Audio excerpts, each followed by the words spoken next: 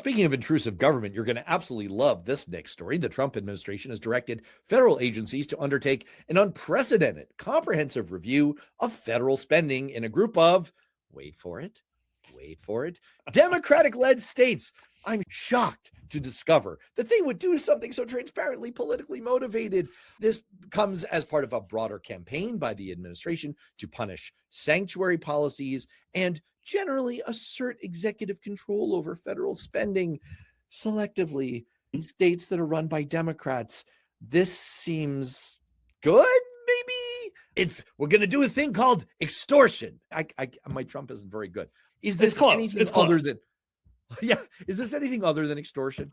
No, it's extortion, but it is targeting states that are political adversaries. And look, you can go through a lot of these states and there are problems, and there are significant problems in there. And I've lived in some of the states that have these sanctuary cities. It's a mess. And I personally don't think you should have sanctuary cities. But here's what I also personally know for a fact is that states get to make those decisions. It's the 10th Amendment to the Constitution.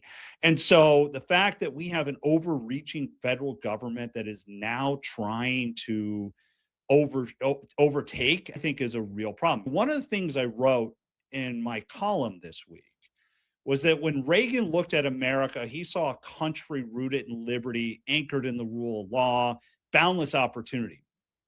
Trump sees enemies. Trump does not see a free people. He doesn't see dissent. He sees disloyalty. And he doesn't see a republic to serve. He sees a country to command. And I think efforts like this of trying to use the federal government to strong arm states that are against him is un-American.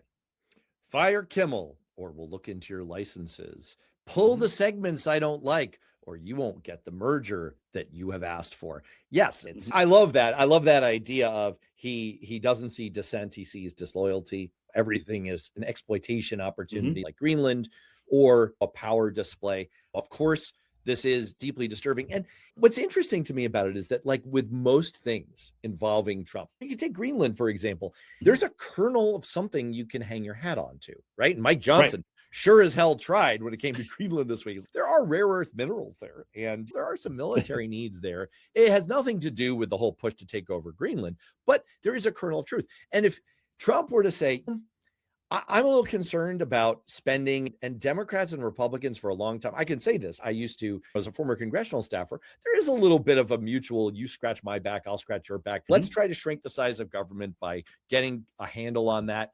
There's a kernel of truth in that. That's not what this is. This is extortion.